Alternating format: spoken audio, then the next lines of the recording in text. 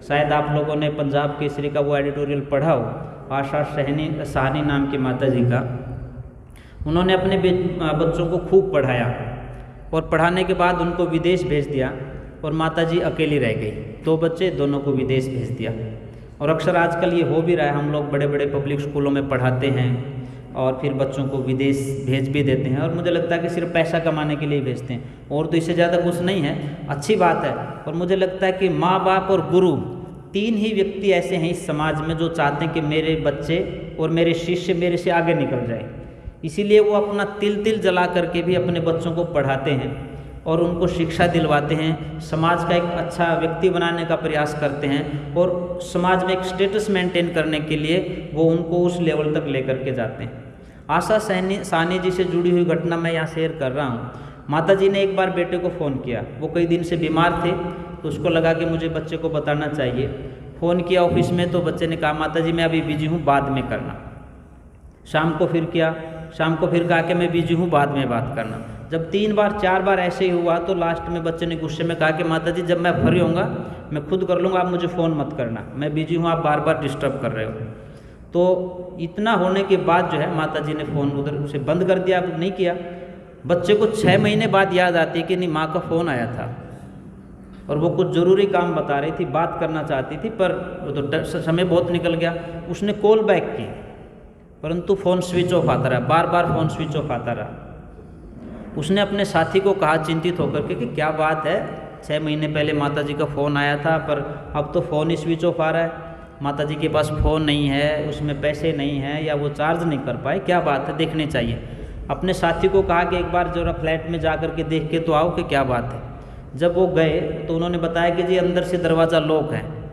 उसने फ़ोन किया कि जी दरवाज़ा अंदर से लॉक है, माता जी दरवाज़ा खोल नहीं रहे हैं। उन्होंने कहा कि शायद माता जी नाराज़ होंगे इसलिए वो दरवाज़ा नहीं खोल रहे हैं, तो पुलिस बुला करके उन्होंने दरवाजे को तोड़ दिया। जब तोड़ करके माता जी के कमरे में जा कर के देखते हैं, वहाँ सिर्फ हड्डियों का कंकाल पड़ा है। डॉक्टरों ने कहा कि लगभग 6 महीने पहले इनका देहांत हो चुका है, हड्डियाँ पड़ी हैं सिर्फ, और पूरा का पूरा शरीर, जिसमें शरीर के ऊपर जो मांस था या जो त्वचा थी और जो खून था वो कुछ भी नहीं बचा, कीड़े मकोड़े उसके ऊपर घूम रहे हैं। हड्डियों का एक जो है सिर्फ ढांचा पड़ा हुआ है।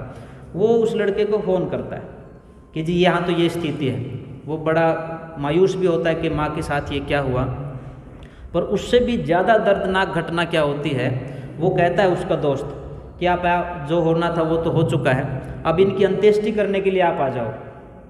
बड़ी दुख की बात, वो लड़का क्या कहता है कि जी मैं तो नहीं आऊँगा, उसमें तो बड़े भाई को आना पड़ेगा। कहले जी क्यों? क्योंकि हमने ये बांट रखा था कि जब पिताजी मरेंगे तो अंत्येष्टि करवाने ये जाएंगे और माँ मरेगी तो अंत्येष्टि कराने तुझे जाना है। ये समाज जा कहाँ रहा है? आज ये संस्कार जो खत्म हो रहे हैं, और ख़ास करके उस देश में जिस देश के बारे में ये कहा जाता था, ये वो देश है जहाँ दुनिया के लोग चरित्र की शिक्षा लेने के लिए आते थे, संस्कार की शिक्षा लेने के लिए आते थे, वेद की शिक्षा लेने के लिए आते थे। आज उसको जिसको विश्व गुरु कहा जाता था पूरी दुनिया में, उसकी ये हालत है। लगभग जितनी बातें मैंने आपसे की वो सत्य घटनाओं पर आधारित बातें मैंने आपसे कही, शब्दों में थोड़ा बहुत आगे पीछे हो सकता है। मैं कहना यही चाह रहा हूँ कि कहीं ना कहीं आज मानवता को ढूंढने की आवश्यकता है। हम लोग मनोभाव की बात वेद कहता है, और मुझे लगता है मनोभाव का मतलब ही यही है, यदि हमारे अंदर इंसानियत जिंदा है, हमारे अंदर मानवता जिंदा है, तो सही अर्थों में हम मानव हैं, नहीं तो 2 पैरों में पशुओं के बराबर है। यदि कोई महिला अपनी रिपोर्ट लिखवाने के लिए जाती है थाने में, और थाने में बैठा हुआ कोई व्यक्ति ये सोच ले कि मुझे ये कितने पैसे दे देगी, या पैसे की बजाय जो है ना इसके साथ में क्या संबंध बना सकता हूँ और उसके बदले में मैं इसका काम करूँगा, तो मुझे लगता है कि पुलिस के थाने में बैठा हुआ वो व्यक्ति आदमी नहीं है, वो हैवान है, वो राक्षस है। यदि किसी मजबूर का गला काट करके कोई डॉक्टर, जैसे कोरोना काल में आप लोगों ने देखा है, मैंने भी देखा एक परिवार को, आनंद सिंह जी, एक मुश्किल से 7-8 महीने की छोटी सी बच्ची, उसको कोरोना हुआ और वो एक हॉस्पिटल में एडमिट रही। परिवार के लोग कहें कि हमें एक बार दिखा तो दो। तो उस हॉस्पिटल में एक जो नर्स थी वो उनकी कोई रिलेटिव थी, उसने कहा कि आपकी बच्ची को मरे हुए 2 दिन हो चुके हैं।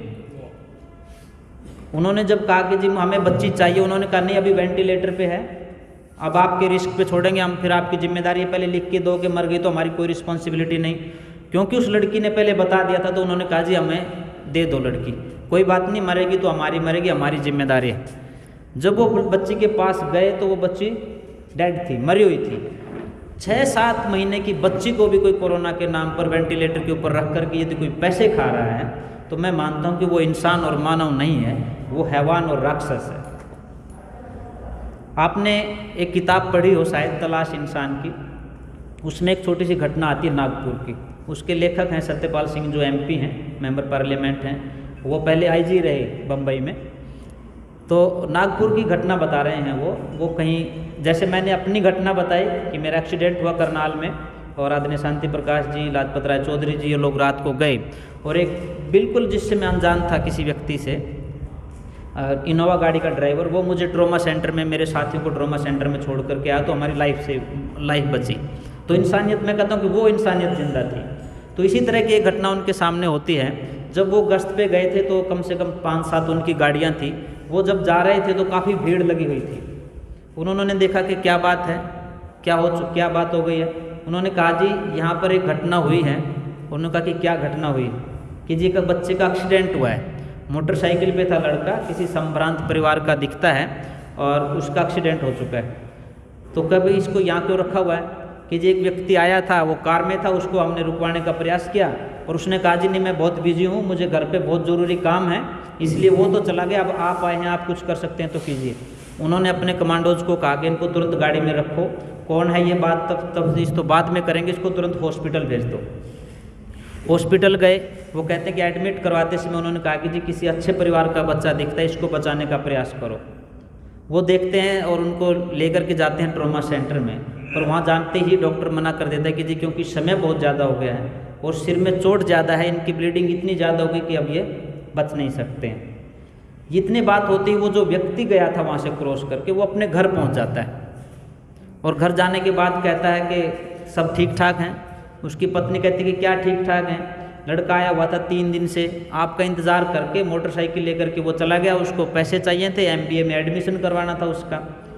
जब उसने कहा कि बच्चा आया हुआ था, मोटरसाइकिल पे गया है, उन्होंने कहा कितनी देर पहले गया है? उनका जी मुश्किल से 15-20 मिनट पहले ही निकला है यहाँ से और वो तो गया है। तो उसका दिमाग घूम गया, उसको 1 मिनट के लिए लगा कहीं ऐसा तो नहीं कि मेरा बच्चा ही हो वहाँ जिसका एक्सीडेंट हुआ है। उसने तुरंत कहा कि मेरे साथ चलो। महिला कहती क्या बात है? कि नहीं बात मैं आपको गाड़ी में बताऊंगा, तुरंत गाड़ी में बैठो, हम वापस चलते हैं। और जहाँ वो एक्सीडेंट हुआ था वो वापस आकर के वहाँ खड़ा हो जाता है, लोगों से कहता है कि जी वो जो जिसका एक्सीडेंट हुआ था वो कौन था? तो गांव के लोग थे, उन्होंने कहा जी हमें तो नहीं पता, पर ये बाइक उसकी पड़ी हुई है। बाइक देखा तो उसके अपनी बाइक थी, अब उसके पैरों के नीचे से ज़मीन खिसक गई। वो करता जल्दी से भाग करके हॉस्पिटल में जाते हैं। तो उन्होंने कहा कि कोई पुलिस के लोग आए थे और वो फला हॉस्पिटल में उसको लेकर के गए, आप वहाँ जा कर के देख करके आए। जब वो जैसे ही हॉस्पिटल में गए और उन्होंने कहा कि जी इस नाम से कोई बच्चा एडमिट हुआ है क्या? उन्होंने कहा जी हाँ हुआ है। कि जी हमें उनसे मिलना है। कि जी अब आप उनसे नहीं मिल सकते। उन्होंने कहा कि क्यों? उन्होंने कहा कि वो तो अब चले गए, अब वो नहीं है इस दुनिया में। वो माथा पटक पटक करके रोता है। एक व्यक्ति कहता है कि दुनिया के लोगों ये मान करके कि ये बच्चा हो सकता है मेरा है, किसी का एक्सीडेंट हो रखा है और हम सिर्फ उसको इसलिए इग्नोर करके चले जाते हैं कि मेरा उससे कोई संबंध नहीं है। अब तो सुप्रीम कोर्ट की रूलिंग भी आ गई कि आपने भी एक्सीडेंट किया तो अब इसको छोड़ करके आएँ तो आपके ऊपर कोई आरोप इतना उस रूप में नहीं आएगा। आप किसी एक्सीडेंट हुए किसी व्यक्ति को हॉस्पिटल में छोड़ करके आते हैं तो आपके ऊपर उसके जो है उस समय कोई कार्रवाई नहीं होगी। तो क्यों नहीं हम लोग इन बातों को संज्ञान में लेते? हो सकता है वो आपका बेटा नहीं, पर किसी का तो बेटा है। और इंसानियत यही कहती है कि जो हर व्यक्ति में अपने जैसी आत्मा देखे, हर व्यक्ति को अपने जैसा माने, और जहाँ अपनापन होता है वहीं इंसानियत जिंदा रहती है। तो इंसानियत सब में जिंदा रहे, सब लोग इसी का प्रयास करें।